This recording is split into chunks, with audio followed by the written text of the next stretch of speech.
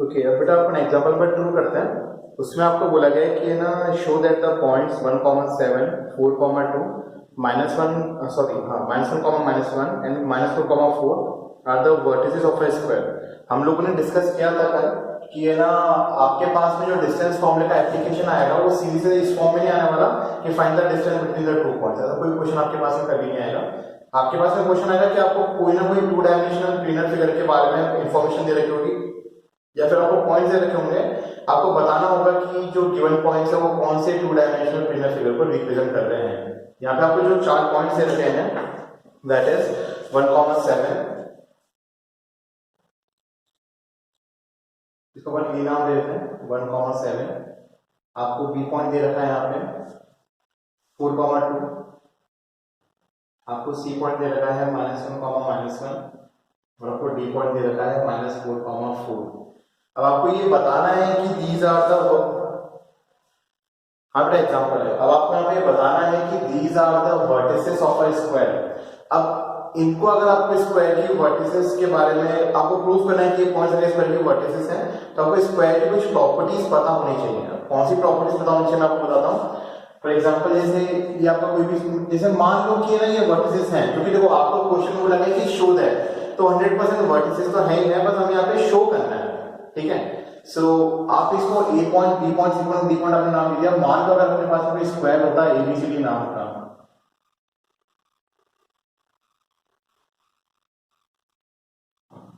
तो एक चीज की हमें श्योरिटी है कि स्क्वायर की चारों साइड्स आपस में बराबर होती हैं।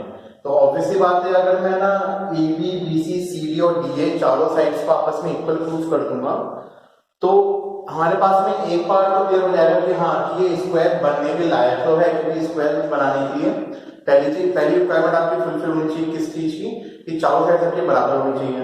लेकिन चारों साइड बराबर होने का ये मतलब तो नहीं है कि स्क्वायर होगा ही होगा। अगर चारों साइड बराबर होने के साथ साथ अगर आपने डायगोनल्स को भी इक्वल प्रूफ कर दिया, तब आप ये कह सकते हो कि yes it is a square. क्योंकि देखो अगर मैं ना नॉर्मली कोई भी एक पैराग्राम बनाता हूं जिसकी चारों साइड आपस में इक्वल है,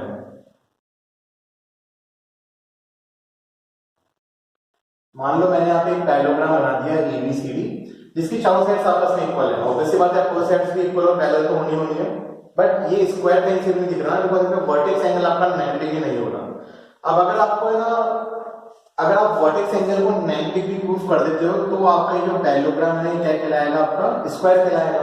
बट हम यहाँ पे एंगल को प्रूव नहीं करना चाहते, हम तो नॉर्मल डिस्टेंस फॉर्मूले का यूज करना चाहते हैं जिससे हमारे सारे काम यहाँ पे हो जाए। तो all you have to do is कि डायगोनल्स को भी इक्वल प्रूफ कर देना है, क्योंकि अगर मैं ऐसा कोई पैरेललोग्राम आपके सामने बनाता हूं तो इसकी डायगोनल्स आपस में इक्वल नहीं आने वाले हैं, बट एक स्क्वायर की डायगोनल्स आपस में कैसे आनी चाहिए, इक्वल आनी चाहिए। तो स्क्वायर प्रूफ करने के लिए आपको क्या करना होता है, चारों साइड्स को इक्वल प्रूफ करना होता है और डायगोनल्स को इक्वल प्रूफ करना होता है। उस केस में आप स्क्वायर प्रूफ कर देते हो। आप ये बता सकते हो कि जो गिवन पॉइंट्स हैं वो एक स्क्वायर के वर्टिसेस हैं। तो हमारा पूरा फोकस रहेगा चारों साइड्स फाइंड करने में और दोनों डायगोनल्स फाइंड करने में। आप डेटा लिख के बता दोगे आराम से कि ना डायगोनल्स इक्वल आ रही है और साइड्स इक्वल है, तो आपको दिक्कत वहां पे तो आएगी नहीं। ओके, सो अपन वर्क करते हैं इसके ऊपर। मैं यहाँ पे सिंपली डिस्टेंस फाइंड करूंगा A B B C C D और ए डी, जिससे मैं साइड्स के बारे में बताता हूँ। उसके बाद में मैं डायगोनल्स निकालने के लिए ए सी और बी डी भी फाइंड कर लूंगा ताकि आप डायगोनल्स के बारे में भी आप इजीली बता पाओ। ओके, सो स्टार्ट करते हैं। सबसे पहले ए बी, चलो उससे भी पहले काम करते हैं, इनका अपन नाम दे देते हैं। इसको नाम दे देना x1, y1। ये आपके पास हो जाएगा x2, y2। ये हो जाएगा x3, y3 and this will be equal to x4, y4। Okay, अब हम सबसे पहले इधर ए बी निकालते हैं।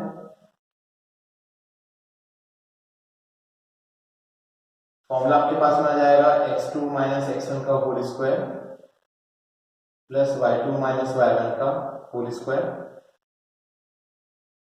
सिंपली बेटा आपको कोऑर्डिनेट्स को देख के वैल्यू पुट करनी है, आपको कोई एक्स्ट्रा एफर्ट डालने की जरूरत नहीं है ना। वैल्यूज आपके सामने लिखी हुई है, you just have to substitute the right values. So x2 minus x1 is 4 minus 3, 4 minus 1, 4 minus 1 का square, y2 minus 7 is 2 minus 7 का होल स्क्वायर। तो यहां से आपके पास में ये भी आ जाएगा 4 माइनस 1 इज 3, 3 का square is 9 plus 2 minus 7 is minus 5, but minus 5 का स्क्वायर आपके पास में कितना होता है, 25 होता है। स्क्वायर तो आपके पॉजिटिव आएगा आपके पास में। So this AB will be equal to 25 plus 9, that will be equal to under root 34 units. ये हमारे पास में AB आ गया। अब अपन क्या करते हैं, BC फाइंड करते हैं।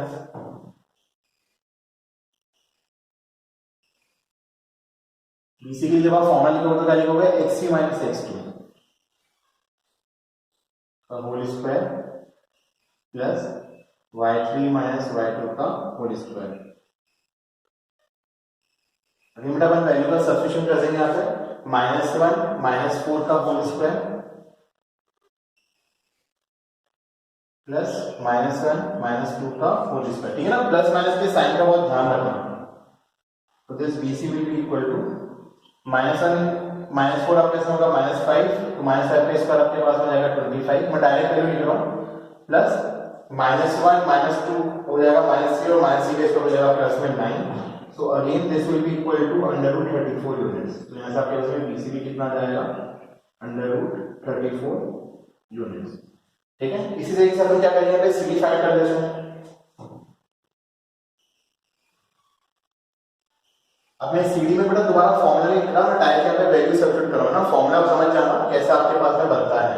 तो CD में आपके पास में मिलेगा -4 माइनस ऑफ -1, तो this will be equal to -4 minus of -1 का whole square plus 4 minus -1 4 minus of -1 का whole square. So this CD will be equal to बेटा -4 माइनस ऑफ -1 आपके पास में कितना जाएगा, -4 प्लस 1 का होल स्क्वायर प्लस माइनस से प्लस आपके पास जाएगा 4 प्लस 1 का whole square. This will be equal to -3 का स्क्वायर प्लस 5 का स्क्वायर, एंड यहाँ से आपके पास में CD की अगेन ये 9 बनेगा, 9 प्लस 25 आपके पास कितना जाएगा, अंडर रूट 34 यूनिट्स। तो यहाँ से आपके पास में CD भी रूट 34 यूनिट्स आ गया। आप आराम से देखो, AB भी रूट 34 आ रहा है, BC भी रूट 34 आया है, CD भी रूट 34 आया है। अब अपन यहाँ पे AD फाइंड करते हैं।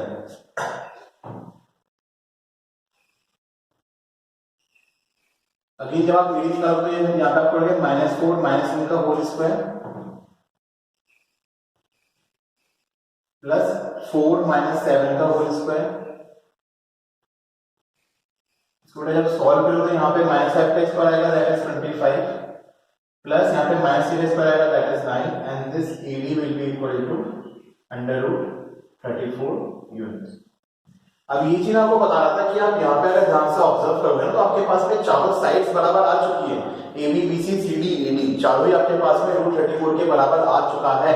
बट इसी तरीके बस सिर्फ इतने ही तरीके से आपका स्क्वायर प्रूफ नहीं हो जाएगा, क्योंकि स्क्वायर प्रूफ करने के लिए आपको डायगोनल्स को भी इक्वल प्रूफ करना पड़ेगा। ठीक है, जो मिनिमम क्राइटेरिया होता है वो आपको फुलफिल करना ही पड़ता है।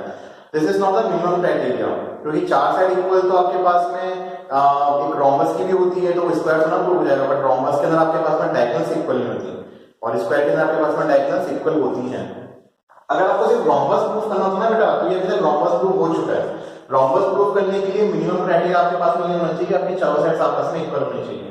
बट स्क्वायर प्रूफ करने के लिए आपको डायगोनल्स को भी इक्वल प्रूफ करना पड़ेगा। ठीक है ना, because we know that all the squares are rhombus, सारे के सारे स्क्वायर रोम्बस जरूर होते हैं, बट सारे के सारे रोम्बस आपके स्क्वायर नहीं होते हैं। ठीक है, तो अब अपन जब डायगोनल्स के ऊपर बात करते हैं, तो डायगोनल से अपन ने एक तो निकाल दिया, अब अपन क्या निकालते हैं, पे AC फाइंड करते हैं।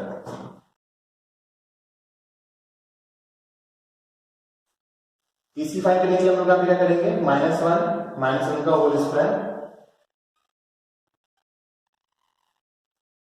प्लस -1 -7 का होल स्क्वायर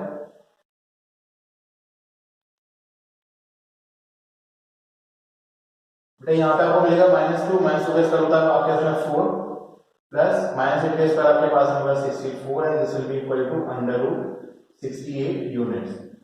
तो पहली डायगोनल तो आपके पास में कितनी आ गई, रूट 68 आ गई। अब हम क्या फाइंड करते हैं, पे BD फाइंड करते हैं। जब आप BD फाइंड करोगे तो आपको क्या करना पड़ेगा, -4 का होल स्क्वायर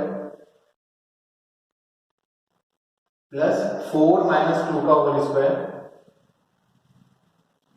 अगेन इसको ध्यान से देखो, -4 -8 होगा, -8 स्क्वायर आपके पास में 64 निकल के आने वाला है, प्लस 4 -2 2 होता है, 2 का स्क्वायर आपके पास में 4 निकल के आने वाला है, and this will be equal to under root 68 units.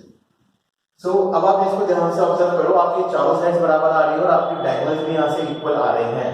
So the two-dimensional figure in which all the four sides are equal to each other as well as the diagonals are also equal is called a square. तो अब अपन यहाँ पे कह सकते हैं कि the given points are the vertices of a square. But इधर आपको एक लाइन लिखनी पड़ेगी. Here AB equal to BC equal to CD equal to AD and AC equal to BD. Therefore, the given points are vertices of a square. ठीक है, ये condition जो minimum condition है जब आपकी सेटिस्फाई होती है, उसके बाद आप ऐसा कह सकते हो that the given points are vertices of a square. Okay. Okay, अब मेरा बेटा तीसरा एग्जांपल करने से पहले मैं आपको ना कुछ कोलिनियर पॉइंट्स के बारे में बताना चाहता हूँ कि कोलिनियर पॉइंट्स क्या होता है. Although you all know that what are collinear points and maybe possibly some of you don't know what are collinear points. Okay, so collinear का मतलब होता है कि जब आपके पॉइंट्स एक ही लाइन के ऊपर लाई करते हैं then the points are said to be collinear. अगर इसको डेफिनेशन वाइज और देखें तो आप कह सकते हो when three or more than 3 points lie on a single line the points are said to be collinear. दो पॉइंट्स के लिए आप कभी भी कोलिनियर वर्ड यूज नहीं करते क्योंकि दो पॉइंट्स आप कभी भी रैंडमली बना लो. ठीक है, जैसे अगर हम यहाँ पे बात करें कोलिनियर पॉइंट्स के बारे में,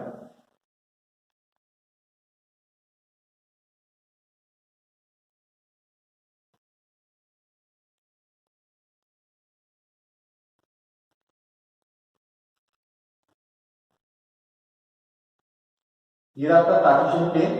अब इस कार्टेशियन प्लेन के ऊपर आप है ना कोई से भी दो रैंडम पॉइंट बना लो, कोई से भी दो रैंडम पॉइंट. जैसे मैंने यहाँ पे एक पॉइंट ले लिया और एक पॉइंट मैंने सेकंड क्वाड्रेंट के अंदर ले लिया. ठीक है ना, आप हर बार दो पॉइंट्स को स्ट्रेट लाइन से जॉइंट कर सकते हो. ये हमारे पास में यहाँ पे पॉसिबिलिटी होती है कि आप हर बार दो पॉइंट्स को एक स्ट्रेट लाइन से जॉइंट कर सकते हो. तो दो पॉइंट्स तो हमेशा एक लाइन के ऊपर लाइन कर ही सकते हैं आराम से, कभी दिक्कत आएगी. तो वहां पे कोलिनिटी की अलग से बात तो करने की जरूरत है नहीं. बट अगर मैं बात करूं एक तीसरे पॉइंट की, जैसे मान लो मैंने तीसरा पॉइंट यहाँ पे कहीं लाइन कराया सी पॉइंट. अब आप ए बी और सी को एक स्ट्रेट लाइन के ऊपर लाइन नहीं करवा सकते हैं. अगर आपने बी को सी से ज्वाइन करा और आपने ए को बी सी से ज्वाइन करा, so you will get a triangle, you will get a two dimensional planar figure that is triangle, जिसका क्वेश्चन हम लोगों ने कल देखा था. तो अगर आप ये तीन पॉइंट्स एक ही लाइन के ऊपर लाइन नहीं करते तो 100% वो आपका क्या फॉर्म करेंगे, ट्रायंगल फॉर्म करेंगे. ठीक है, तो this is another way to describe a triangle. ठीक है, कि अगर आपको प्रूफ करना है कि तीन पॉइंट्स आपके ट्रायंगल के वर्टिसेस हैं कि नहीं है तो उनको नॉन कोलिनियर प्रूफ कर दो, क्योंकि नॉन कोलिनियर पॉइंट्स हमेशा, तीन नॉन कोलिनियर पॉइंट्स आपके हमेशा ट्रायंगल फॉर्म करेंगे ही करेंगे. ठीक है, लेकिन अगर अपन ऐसा कुछ दिखाना चाहते हैं कि आपके तीनों पॉइंट्स एक ही लाइन के ऊपर लाइन कर रहे हैं, जैसे मैं यहाँ पे मार्क कर देता हूँ, इसको आगे एक्सटेंड करते हैं. मान लो आपका एक पॉइंट यहाँ पर है, पॉइंट डी, पॉइंट ई यहाँ पर है और पॉइंट एच यहाँ पर है. अगर बेटा आपके तीनों पॉइंट्स एक ही लाइन के ऊपर लाइन करते हैं तब भी इनके अंदर एक रिलेशन निकल के आता है. वो रिलेशन क्या निकल के आता है, इस चीज को ध्यान से देखने की कोशिश करना. ये आपके पास में डी पॉइंट है, ये आपके पास में ई पॉइंट है और ये आपके पास में एफ पॉइंट है.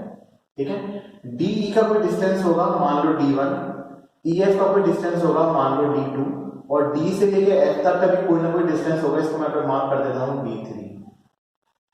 ठीक है, सो अगर आप है ना इन तीनों डिस्टेंस के बीच में एक रिलेशन एस्टेब्लिश करना चाहो, जैसे ये तो आपके पास में D1 है और ये आपके पास में D2 है, अगर आप इन तीनों डिस्टेंसेस के बीच में एक रिलेशनशिप एस्टेब्लिश करना चाहोगे तो आपको यहाँ पे इजीली पता पड़ेगा कि D1 और D2 का जो सम होगा वो D3 के हमेशा बराबर आएगा. ठीक है, मतलब यहाँ पे अगर आप इसको ध्यान से ऑब्जर्व करोगे तो आपको पता पड़ेगा कि D1 plus D2 is equal to D3. Clear है? अब बेटा कल वाला क्वेश्चन रिकॉल करो जब हम लोगों ने ट्रायंगल प्रूफ किया था. जब हमने प्रूफ किया था कि given points are the vertices of a triangle, आपके पास में वहां पे एक इनइक्वालिटी निकल के आती है that the sum of any two sides is always greater than the third side. वहां पे जो सम आ रहा था वो इक्वल निकल के नहीं आ रहा था, हमेशा ग्रेटर निकल के आ रहा था. तभी तो हम लोगों ने लिखा था कॉन्फिडेंटली की जो गिवन पॉइंट्स है आपके वर्टेक्स से ट्रायंगल के, अगर आपके पॉइंट्स नॉन कोलिनियर होंगे तो हमेशा दो डिस्टेंसेस का सम तीसरे डिस्टेंस से ज्यादा निकल के आएगा और आपके पास हमेशा ट्रायंगल का फॉर्मेशन होगा। लेकिन अगर आपके पॉइंट्स कैसे हैं, कोलिनियर हैं, तो दो डिस्टेंस का सम हमेशा तीसरे डिस्टेंस के बराबर आएगा ही आएगा 100%।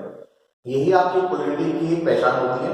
इसके अलावा एक और तरीका होता है, वो जब अपन चैप्टर थोड़ा आगे मूव करेंगे ना तब मैं आपको बताऊंगा कि ना किस एक और तरीके से आप है ना पॉइंट्स को कोलिनियर या नॉन कोलिनियर प्रूव कर सकते हो, तो अपन बाद में देखेंगे। बट हाल फिलहाल के लिए जब अपन डिस्टेंस फॉर्मूले के रिस्पेक्ट में बात कर रहे हैं, तो डिस्टेंस फॉर्मूले के रिस्पेक्ट में हम लोग को ये पता होना चाहिए कि if 3 points are collinear then the sum of two distances is always equal to the third distance, any of the two distances। वो कोई सा भी हो सकता है, क्योंकि ये तो मैंने अपने मन से d1 d2 d3 मार्क करा है, आपके पास में कोई से भी पॉइंट्स आ सकते हैं, तो आपको इस चीज के बारे में थोड़ा ध्यान रखना पड़ेगा, ठीक है। सो ये कंसेप्ट होता है बेटा आपका कोलिनियर पॉइंट्स का, कि अगर आपके 3 पॉइंट्स आपस में कोलिनियर हैं तो दो डिस्टेंस का सम तीसरे डिस्टेंस के बराबर आएगा। अगर आपके 4 पॉइंट्स की बात की जाएगी तो 3 डिस्टेंस का सम फोर्थ वाले के बराबर आएगा। अगर आपके 5 पॉइंट्स हैं तो 4 डिस्टेंस का सम तब 3 डिस्टेंस का सम आपका फोर्थ वाले के बराबर निकल के आएगा। तो आपको इस चीज का थोड़ा ध्यान रखना पड़ता है ना। आप जैसे चेक कर लो, मान लो आपके 5 पॉइंट्स कोलिनियर की बात करी जा रही है, हालांकि एग्जाम में कभी भी 5 पॉइंट्स के बारे में कोई पूछता नहीं है, फिर 3 पॉइंट्स तक हम लोग रेस्ट्रिक्ट करते हैं क्वेश्चंस को। बट स्टिल अगर आपको कंसेप्ट जानना है तो जैसे मान लो ये आपकी कोई भी स्ट्रेट लाइन है, this is a point 2 3 4 5, so these are the 5 points, इनको इधर मैं नाम दे देता हूं G H I J K। So this is a distance D1, this is D2, this is D3, this is D4। तो जब आपके 5 पॉइंट बेटा आपस में कोलिनियर होते हैं, तो अगर मैं ये आपका D1 है, this is D2, this is D3 and this is D4 and this complete is D5। तो आपको पता होना चाहिए बेटा कि यहाँ पे जो आपके इसमें D5 आएगा ये D1 plus D2 plus D3 plus D4 के बराबर निकल के आएगा। तो इस तरीके से आप ना कितने भी पॉइंट्स को आपस में कोलिनियर प्रूफ कर सकते हो। But here we will restrict ourselves to 3 points only. आपके क्वेश्चंस भी 3 पॉइंट्स के लिए रखे होंगे, हो सकता है ज्यादा से ज्यादा 4 पॉइंट, इससे ज्यादा शायद नहीं पूछे जाने वाले हैं, क्योंकि जल्दी से अगर अपन आगे ट्रायंगल के एरिया के बारे में बात करेंगे तो वहां पे भी मैं 3 पॉइंट्स तक अपने आप को रेस्ट्रिक्ट रखना पड़ता है, ठीक है। तो ये कंसेप्ट ध्यान रखना, if 3 points are collinear then the sum of two distances is always equal to the third distance, ठीक है। आप चाहो तो इस लाइन को लिख सकते हो that if 3 points are collinear then the sum of two distances is equal to the third distance, okay. अब अपन इसके ऊपर ना क्वेश्चन करने की ट्राई करते हैं कि किस टाइप के क्वेश्चन इसके अंदर आपसे पूछे जाते हैं पर्टिकुलर कोलिनियर पॉइंट्स के कंसेप्ट के ऊपर। So now we will do the example number 3। इसमें आपको बोला गया है कि figure 7.6 shows the arrangement of desks in a classroom।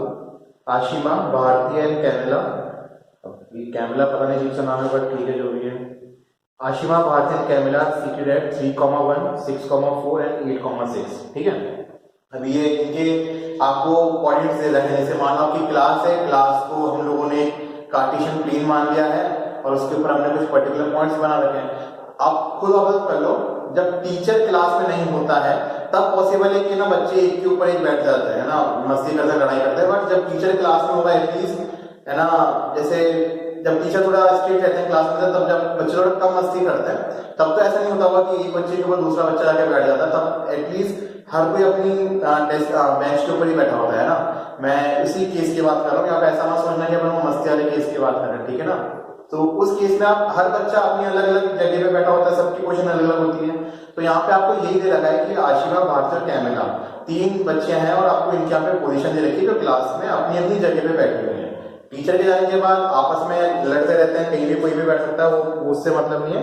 अभी अपन एक पर्टिकुलर पोजीशन की बात कर रहे हैं, ठीक है। एंड आशिमा के पॉइंट्स आपको दे रखे हैं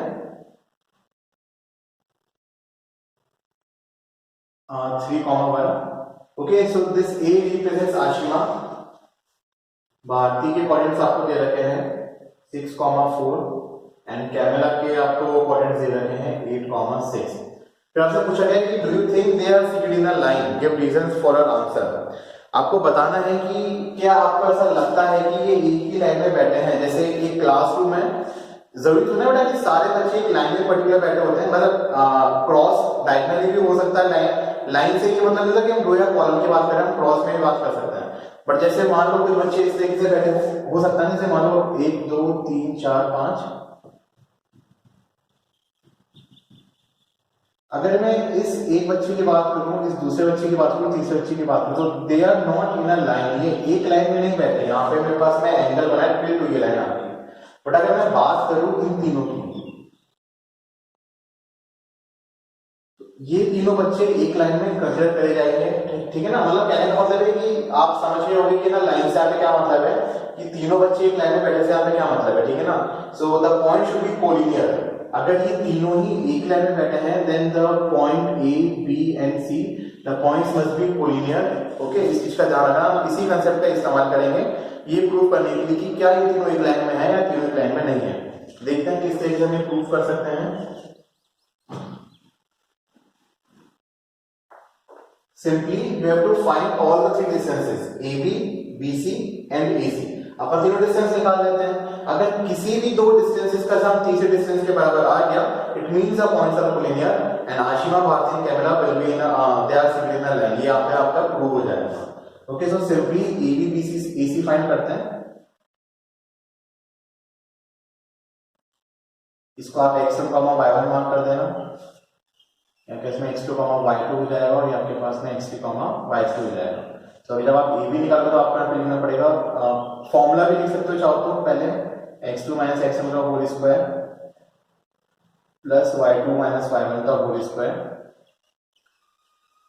and this ab will be equal to 6 minus 3 का होल स्क्वायर प्लस 4 माइनस 1 का होल स्क्वायर। 6 माइनस 3 इज 3, 3 का स्क्वायर आपके पास में होता है 9, 4 माइनस 1 इज 3, 3 का स्क्वायर यहाँ पे भी 9 आएगा, 9 plus 9 will be equal to 18। तो ए भी आपके पास में हो जाएगा अंडर रूट 18, या फिर आप ए बी को लिख सकते हैं यहाँ पे क्या 3√2 यूनिट। बेटा ये यूनिट जरूर लगाना, क्योंकि हम डिस्टेंस निकाल रहे हैं तो हमेशा सिंगल यूनिट्स में काउंट करा जाता है, ठीक है। अब अपन यहाँ पे क्या करते हैं, बीसी फाइंड करते हैं।